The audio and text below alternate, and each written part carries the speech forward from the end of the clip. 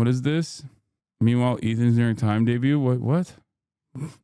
Yeah, apparently Ethan is not very happy about this. He is very upset that I got this article written, and he's been posting about it. He's been posting about it since like 6 a.m. our time, which I think is a crazy thing to do when you first wake up. Like, I first woke up and I posted about the article because, you know, it's the article that I was waiting for.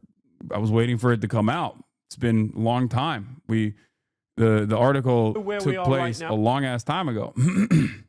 It's odd for him to wake up and also post nonstop.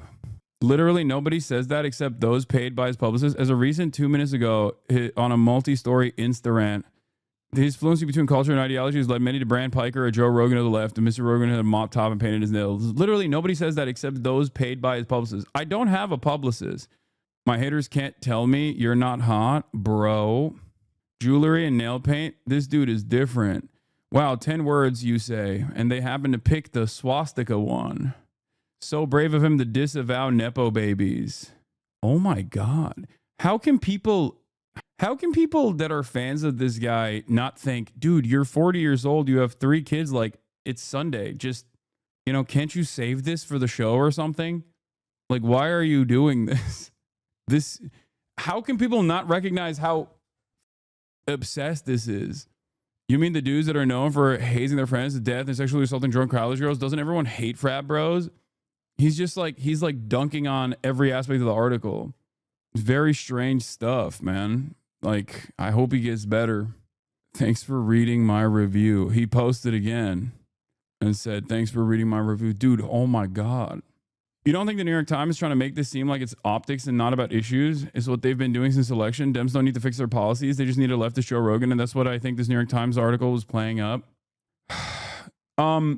I think that they're trying to make sense of why someone like myself why someone like myself has seen a lot of success in an otherwise right-wing dominated landscape. And for them, it's like, it can't be the issues at all. So it can't be the issues themselves. It can't be what I'm saying. So it must be like the aesthetic. And to be fair, the way I look does play a role in this, right? The way I look does play a role in this. The packaging certainly is a part of it. Yeah, he placed the laughing, crying emoji over, I guess, my statements about political correctness. He blocks commenters for what he sees as overt hate speech, but not for speaking critically when they challenge his views on topics like transgender rights or the war in Gaza. Yeah, he clipped I find anti-Semitism to be completely unacceptable, Mr. Piker said on a call in April. I find the conflation of anti-Semitism and anti-Zionism to be very dangerous. He's being especially unhinged because the last episode did very poorly on views because it was the first step in a while, not clickbaiting you or iDubbbz. Yeah. As usual, he puts out the dog whistle on his Instagram stories. And then his rabid fan base starts a harassment campaign. Shame on you. Oh, he's report this trash puff piece to the New York Times editorial board. Thanks for posting first today. This is clearly pushed forward by a publicist working for Hasan to get ahead of any negative publicity. Dude, I don't think these guys understand. They're allowing an email hate brigade on their sub, not linking directly, but I posted a tweet about it. I don't know if these guys understand that, like, this kind of stuff is very annoying to newspapers in general. You don't come across as like a normal person. And also, this is a direct brigade. Can you stop talking about him? Dude, are you stupid? Are you actually that stupid that you don't understand what I'm showing here is not just like me doing drama? Like, what are you talking about? This is a direct brigade. Like, this is also literally by Reddit standards not allowed. Like, this is, you're harassing a journalist and you're trying to get a journalist fired for writing a profile on someone you don't like. This is literally Gamergate. This is what Gamergaters were doing for years and years. It's so insane because, like, every content creator has a decent amount of stalkers, right? But most content creators don't have a stalker that basically makes content off of them stalking, like everything that I do. I like you aren't downplaying the positive side of their obsession aesthetic and rapping aside. There's a real benefit to you being given publicity. Negativity be damned. Yeah, because I don't want people to get fired for. I mean, it's not going to happen anyway. But I don't want people to have to deal with like annoying calls and shit like that. Like it's so stupid. It's so lame. You know what I mean? It doesn't play the role they think. I really hate how the DNC was even has even independence as far as the majority report talking about messaging when it's a completely vapid party and makes the program very close to his doom. Yeah. No wonder Ethan was so shocked. What is this? We are not a Hasan snark. Over 150 posts in the last 7 days filled with such bangers as Hasan is jealous of Ethan. I can't stop imagining Hasan bringing someone back to his place for the first time. Note the Hasan post of the most engagement. Yeah, they use the subreddit like I mean, it's a snark subreddit for sure. This is not the first time that these guys have done this. Anytime any journalist has ever written anything about me, they have to basically go private for like a week. It's so gross, man. It's crazy because like none of these other, I wish that like other content creators that are in this space would at least pay a little bit of attention to this and be like, all right, man, you know, this is gotten out of hand. Every hater when he talks about you and you respond, oh my God, can you move on? What? Yeah. Reddit is where the niche issues get resolved and where decency goes to die afterwards. Yeah. Other content creators don't have mainstream news asking for their political opinions. No, I know, but like this is very clearly a major issue, right?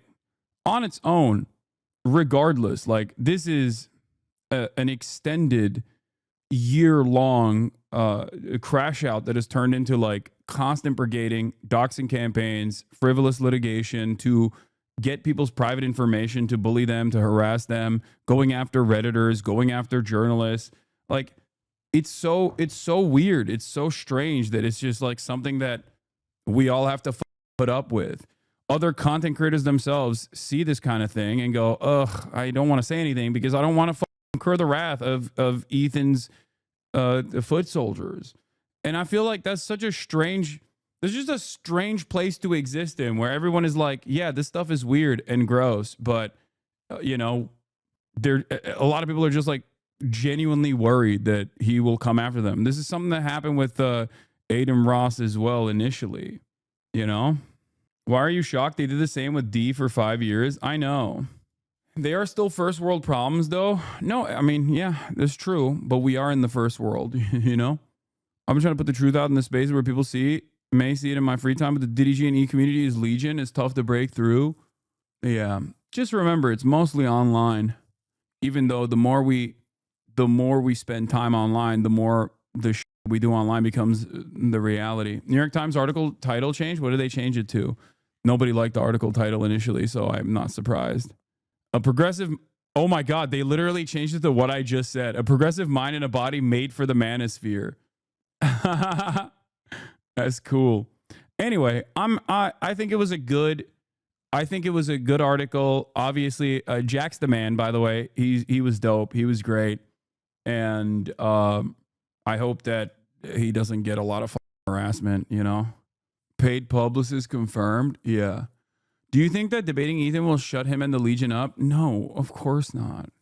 No, I think the fact that it's online makes it a more pressing of an issue. At this point, most people in the 18 and 25 age group primarily gets their info online.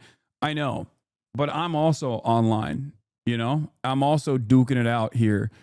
It just sucks because like I'm duking it out over here and I wish that I wouldn't have to deal with like people who consider themselves to be liberals and present themselves as liberals who are supposed to be like ideologically aligned with someone like myself, especially at a time when there's more pressing issues like the Trump administration, you know, throwing the Constitution in a pile and lighting it on fire, right? Do you see what I mean? Like, it just sucks that I also have to deal with like the apolitical drama side of things. Like, it's not enough that there is already so much right-wing commentary all over the internet, like everywhere, right? But then also on top of that, like even the apolitical guys and the liberals and the centrists also have to constantly present, you know, my style of politics as like bad. And these guys never actually present a leftist voice that is good, by the way. It's not like they're propping up certain people and being like, this is actually a really good person on this issue. Like, Ethan tried doing that for Israel Palestine, and the guy he came up with was Boner Box.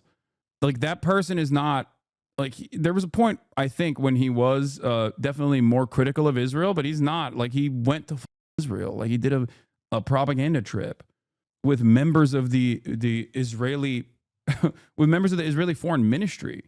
So it's really up. I was told by a prominent former gamer turned liberal commentator that if you woke up tomorrow and there were no hit pieces, you'd be bothered. You mean they lied to me? No, it would be amazing. God, it would be the most amazing moment of my life. There would be like a moment of peace for once, you know? I mean, those guys know that it's a distraction and it sucks, right? Because if they thought that it was something that I enjoyed, then they wouldn't do it. These people despise me. Like, they hate me. And they've said as much. I mean, some of these guys have gone as far as to say, like, oh, I hope he kills himself, which is so crazy because, like, you know, I'm doing pretty good. Just turn off your PC for peace, little bro. Yeah. Much love from Prussia, bro. I asked Wilhelm to put in a good word for you with the Sultan. Keep it up, brother. Thank you. It's socialism or barbarism. Thank you for the 10 gifted subs. Is there anything that to get Ethan to stop? No, he'll never stop. Especially because he knows that whenever he brings up my name and attacks me, he brings on some of the grossest losers online to come and watch him. They love that shit. So I think this is beneficial for him as well. He gets to feel smart, which is what he wants more than anything else. And it gives him like clout as well. I mean, he's, you know, I feel like he's got his own shit to worry about at this point, though. I mean, he's got like a billionaire that he has a defamation suit around.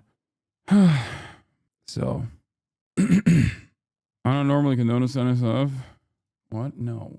Shut the up. Don't say like that. Hot take. I think the reason he wants to debate you is so he can close the strong obsession and make it into a less small obsession. Thus, he can pull all his main focus to IDubs. He's like the USA with the Middle East and China. No. Chris Kunzler popped off again. Loner Box, Israel's dumbest propagandist. Wow. King shit. Anyway. Did he have targets before you, which became so obsessive about? Yes. I think pretty much everyone. But the only difference is I don't think it was this long and this extended.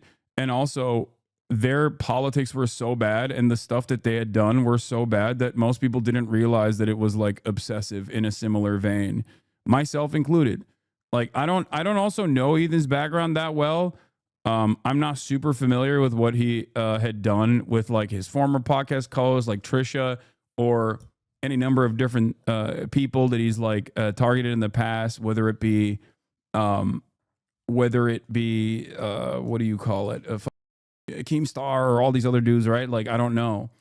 So, you know, I bet he talks about Loner Box still staying. There were, wait, what?